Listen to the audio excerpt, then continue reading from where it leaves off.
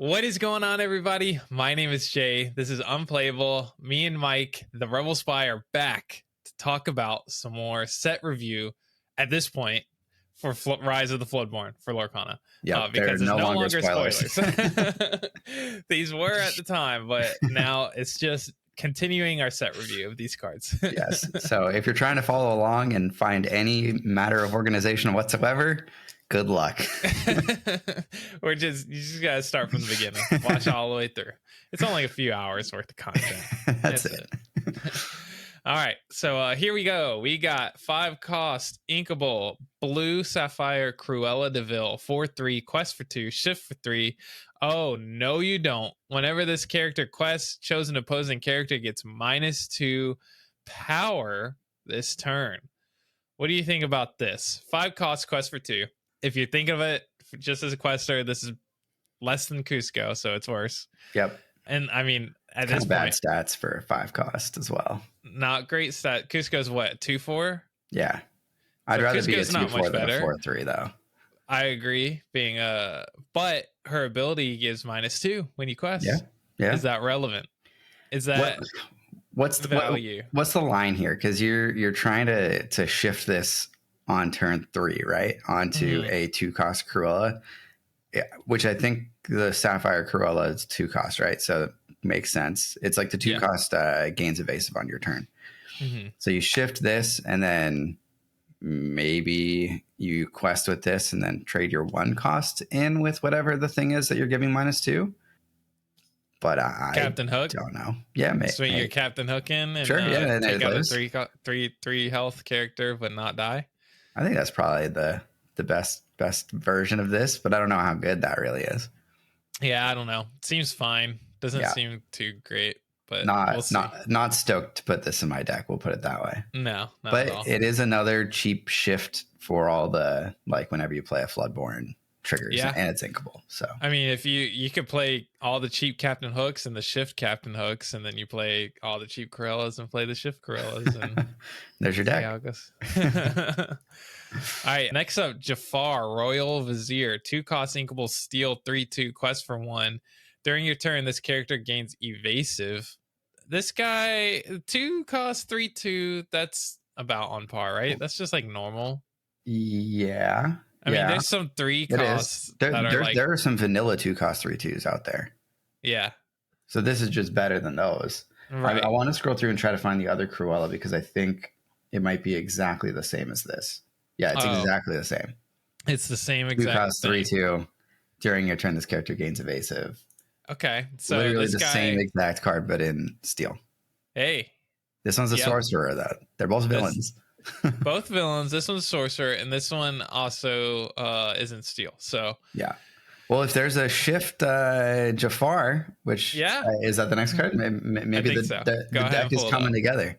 There it is. 4-cost Jafar. Dreadnought. Inkable, steel, 3/4, quest for 1, shift for 2. During your turn, whenever this character banishes another character in a challenge, you may draw a card. This one just seems way better than Cruella. Yeah. And you're shifting for less. And I think the stats are better. I'd rather have a 4/3 than a 3/4 than a 4/3. Yeah, I agree. I'd rather have a 3/4. It's cheaper, shifts cheaper. It doesn't quest for 2. Right, true. But you're getting card advantage, which I think is equally as good. Yeah. Yeah. So you're defeating something and you're drawing a card. So it's kind of like 3-for-1ing in a way. Pretty good. Yeah, I think this guy's sweet. And the artwork on this card is awesome. I was just about to say that. The artwork, I think on the other Jafar card and on this one are so sick. Yeah. Definitely some of my favorite in the set. So now you just run blue steel with shift Captain Hooks, shift Jafars, shift Corellas, and you're ready to go. You're golden. All right, next up, we've got Cinderella, 1-cost, 1/2 in Gamboge, Singer 3, quest for 1. This card is so busted. It seems good, right? Like there's some cool things you can do with the 2-cost Singer, or I mean a turn 2 Singer 3. Yeah. What are those things that we can do? I mean, the easy, obvious one is Friends on the other side, right? On turn 2. Yep. The other options, you've got that new 3-cost song in Gamboge that defeats an opposing character, right, with power 5 or greater. Yep. So you can do that with this. You can do, I mean, even 2-cost stuff, right? Like 2-cost songs. You could play this and then sing One Jump Ahead and play another One Jump Ahead, like on that next turn. So yeah, I don't know. I think singing is one of the most powerful things that you can do in this game, and being able to, like, you're cheating a lot of resources with this. Yes. Yeah. Singing is definitely, it's what sets this game apart from any other game that we've played. It's the one mechanic that's unique, at least feels unique to this game, and it's the most broken thing in the game. So yeah, for that reason. And yeah, I think this just gets better every set that they come out with more 3-cost songs. So I think we'll see this character a lot going forward. This is probably going to be the best one drop in the game long term. That's my prediction. More than Captain Hook? Yeah, I think so. I think you'll be able to do way more broken things with this than with Captain Hook. Well, you also have to consider that there's like a 8-cost Cinderella that you can shift onto this, and it's just all you're losing is a 1-cost. Yeah, like that's that's like the highest like difference between 2 shift characters, I think, which is pretty wicked. Yeah, pretty interesting. You can play both of them on the same turn too, right? Like you don't even have to play if this you need the first, resources. right? If you need to shift early, I guess, and you have this in your hand. So yeah, this might be my pick for like most broken card moving forward into future sets. Nice. All right, well, you heard it here first, folks. All right, next up, Cusco, another one. This is our second Cusco. The first one was insane. Let's see if this one is too. 2-cost inkable purple 1/2 quest for 1. Okay, where am I? When this character is banished, you may draw a card. That's not bad. It's okay. The stat line is terrible for 2, and we just saw 2 of them that were like 2/3. So this is like way understated, but you're getting card advantage. I don't think this is actually that good. I don't think it's good either. I think it said when this character leaves play, you may draw a card would be way better. Yeah.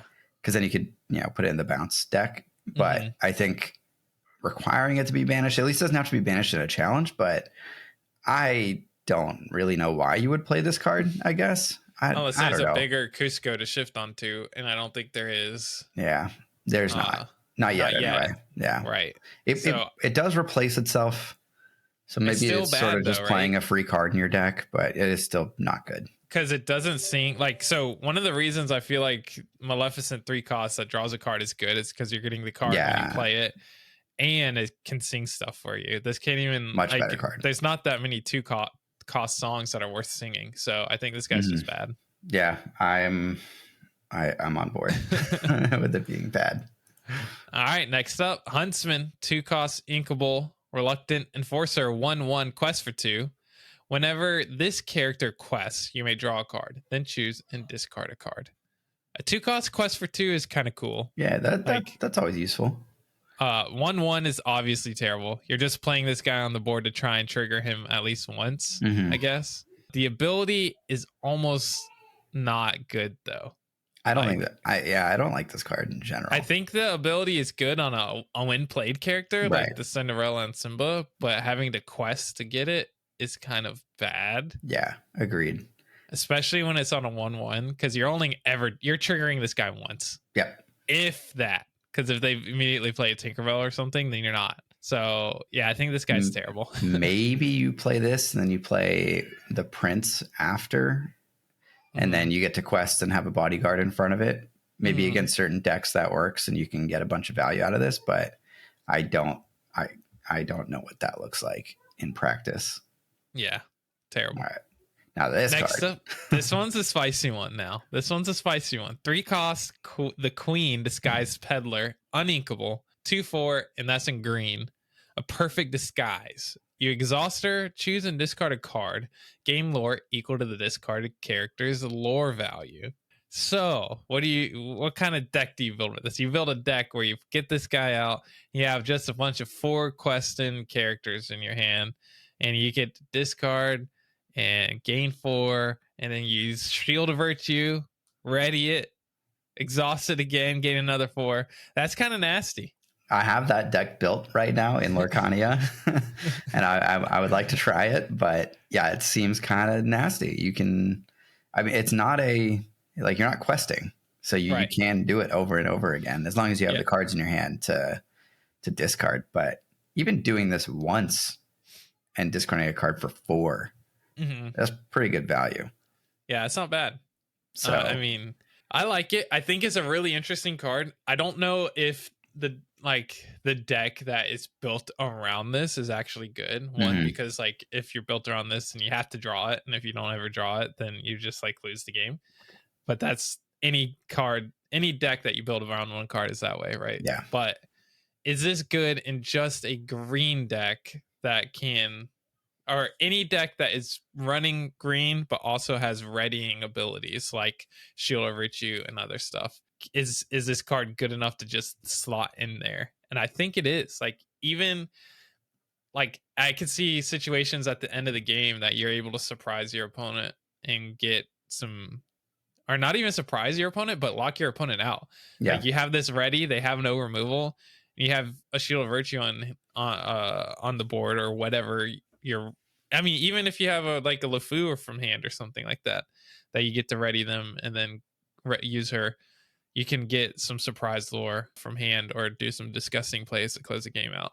yep, yep. I definitely see it as like a finisher in a combo deck like that, and yeah, it's definitely scary.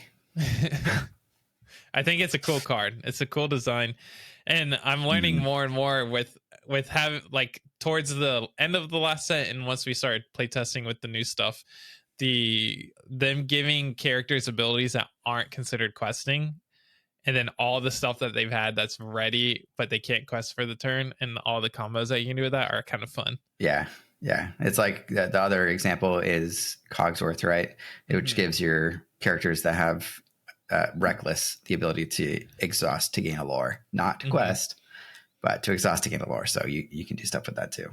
Yep. All right. Next up, one cost 2/2 blue, quest for 1. All right, next. Another flounder. Yeah.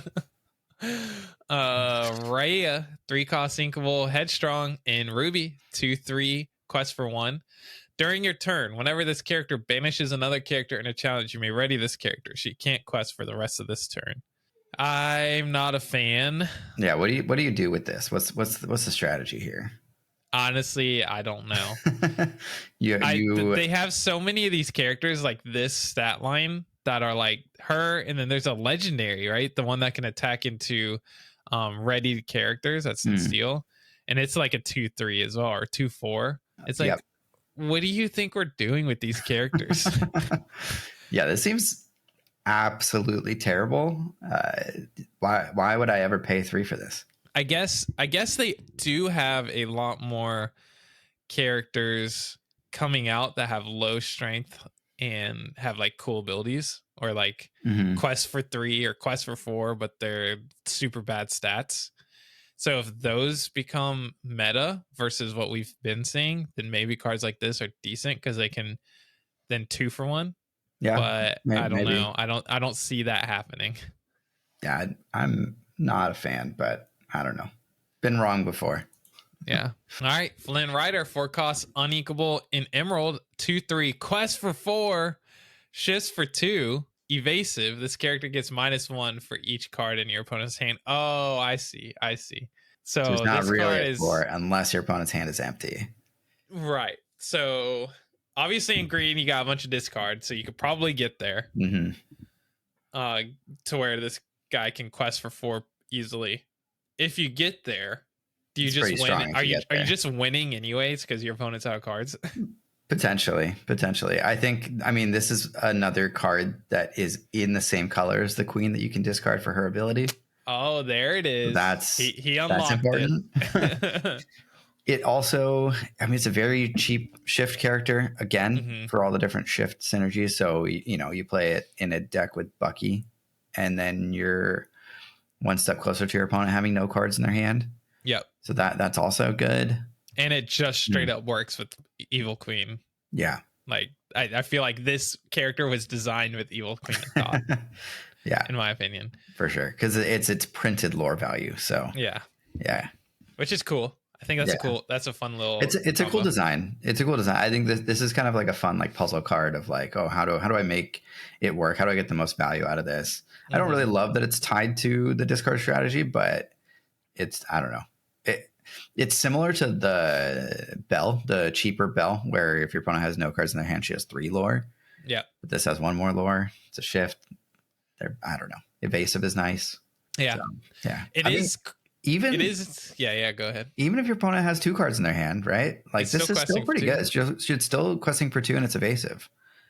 So, you know. And your opponent, like, when they draw, they think twice about actually playing anything on their turn. Yeah. Because then you because then you get to quest for more. So, yeah. I mean, if your opponent has 2 cards in their hand, it's basically a Pongo, which is decent and has some upside. So, I don't know. I kind of like it.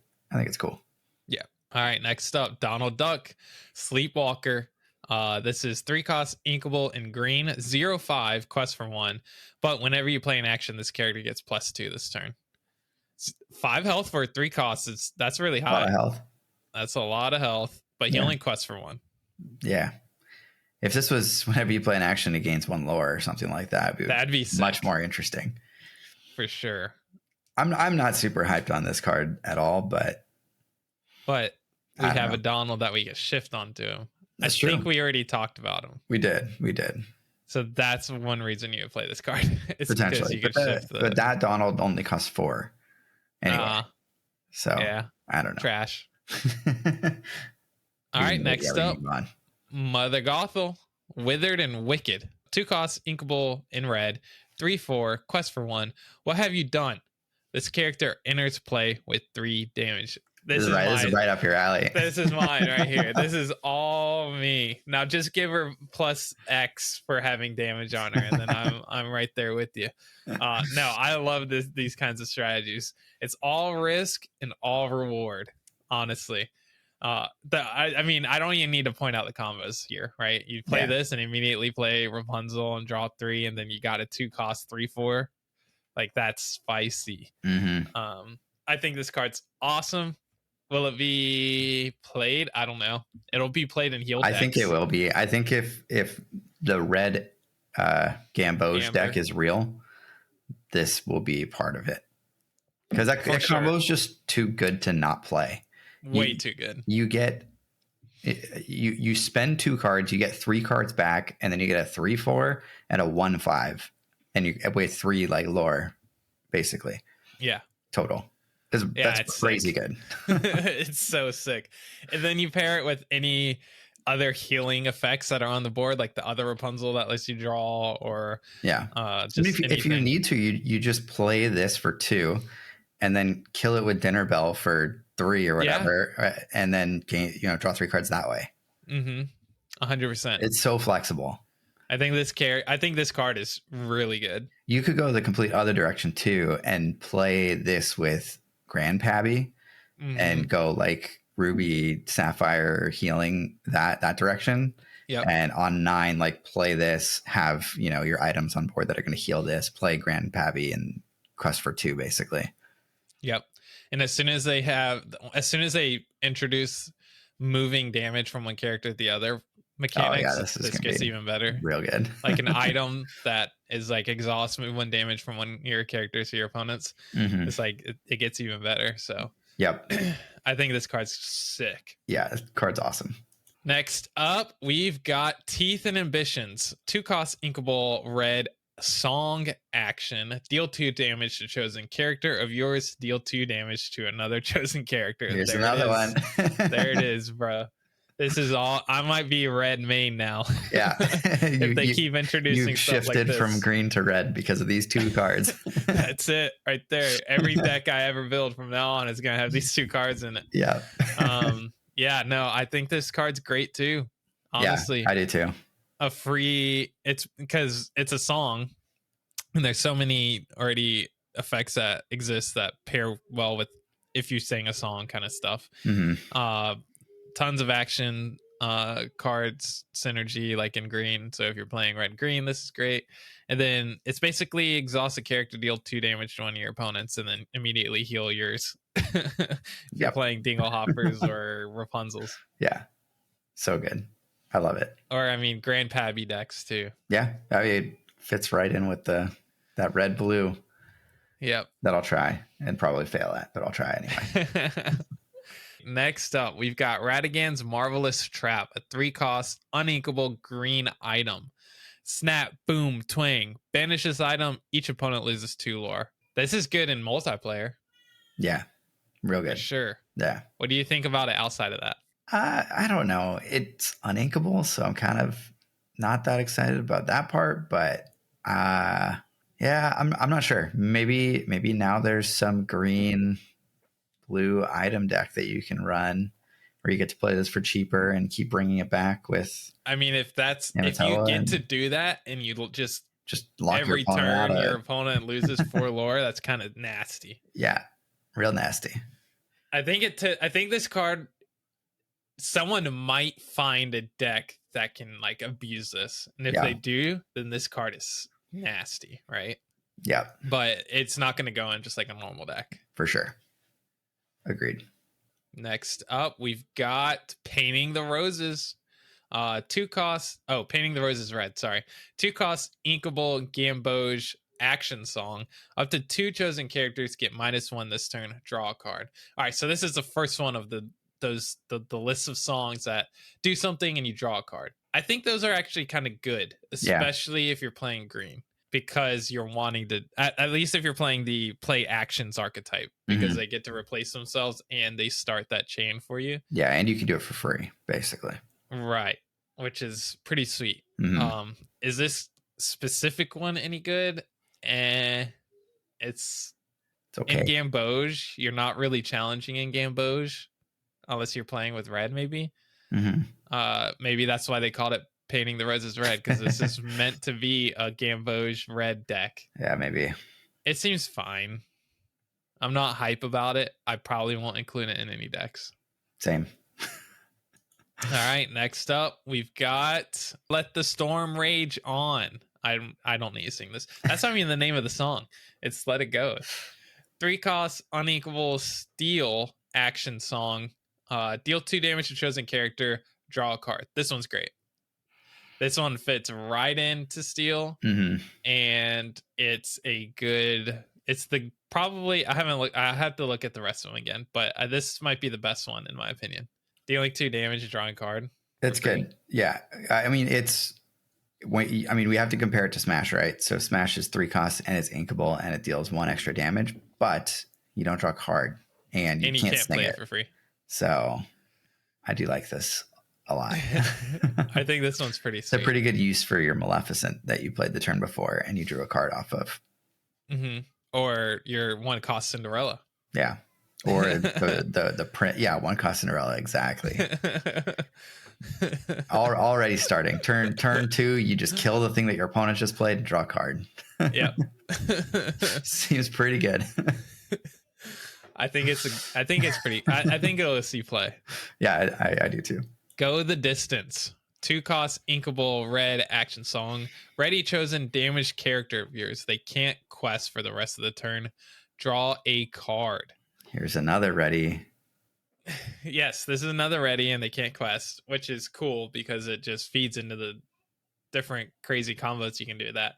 But even if that's not what you're trying to do, so for example, you have Aladdin on board and you swing in, he's going to be damaged, so you're going to get to ready him. So you could essentially use one of your crap like LeFou to sing this, ready your Aladdin, attack again, and you get to draw a card off of it.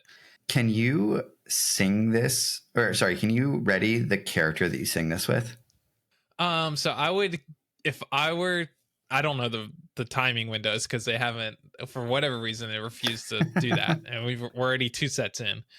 But I would guess you pay the cost of the thing and then do the effect, so you would be able to ready the character that you sing with it. I don't know if that's what you would want to do, unless it's the only thing you have on board. And you just, if you have like Christopher Robin, you could play this and gain 2 lore. Oh, yeah, that would be cool. Be pretty sweet. Yeah, immediately sing them, immediately ready them. I would, if I were to guess, you pay all the costs and then resolve and then you resolve all the effects. Yeah. It is a little rough that the character that you choose has to be damaged. Mm-hmm. Yeah, it requires, definitely a lot more setup than otherwise.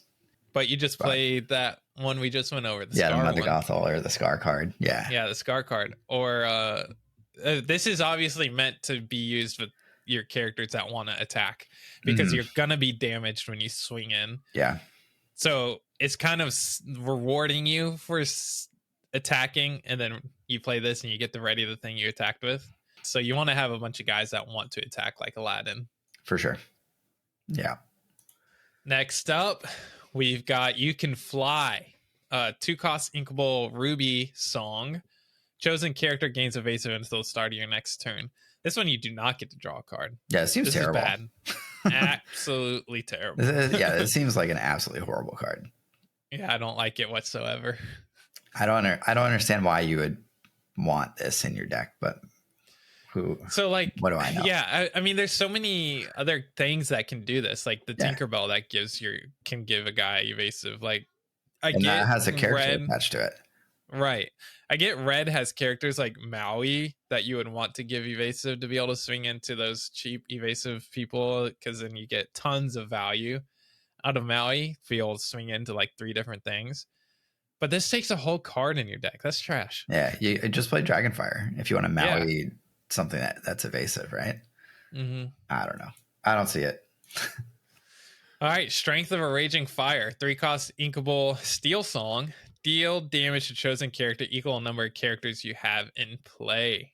So this is rewarding your go wide decks, which I don't know if Steel is known for that. Maybe. Yeah. But it's a thing. I guess Steel Amber kind of does that a little bit. And this is a song, so it fits right into that deck. Does this actually replace Smash for that deck? Maybe. Probably. Maybe. Yeah, because it's now like you're Smash Ariel. Yeah, and it's like Ariel, you want to have a good density of songs, so this like slots right in. This is actually probably pretty good. That's pretty good. Yeah, I think this card's probably really good. Yeah. Is it better than Smash? I think in that deck, probably. In that deck, it definitely is.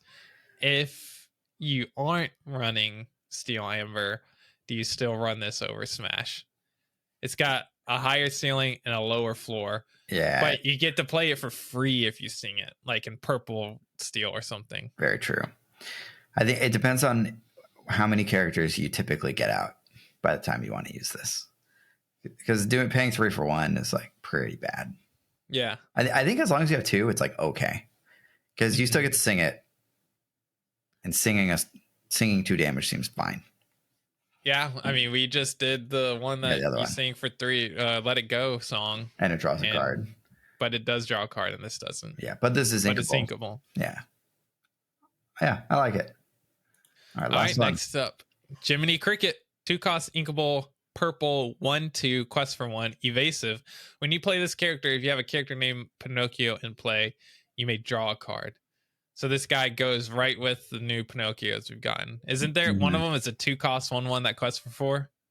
Quest for 3. 3? Yeah. Quest for 3. Yeah. So you play that one, guy. I think, is 1 cost.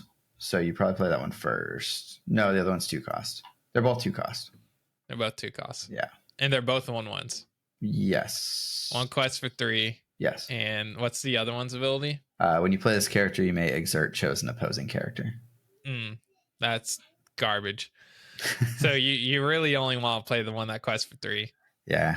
I mean, it's another character that's hard to get rid of that you can quest with, but it only quests for 1. But you're drawing a card if you have your card. Pinocchio out. I don't really like it. I don't think it's that good. If you don't have Pinocchio, it's just terrible. Yeah. Right? I mean, no one's playing Pascal. Yeah. So, like, why would you play this? Better. He's only 1 He's cost. half the price. Yeah. So. Yeah. Probably doesn't see much play. Yeah. You heard it here first. All right. That's all of them. We got, 100 more to go? Pretty much. All right, guys. Thank you so much for tuning in. We hope you enjoyed our in-depth and definitive review of these 20 cards. Tune into the next video to get the hottest of takes for 20 more cards. Right. As always, see y'all in the next one. Bye.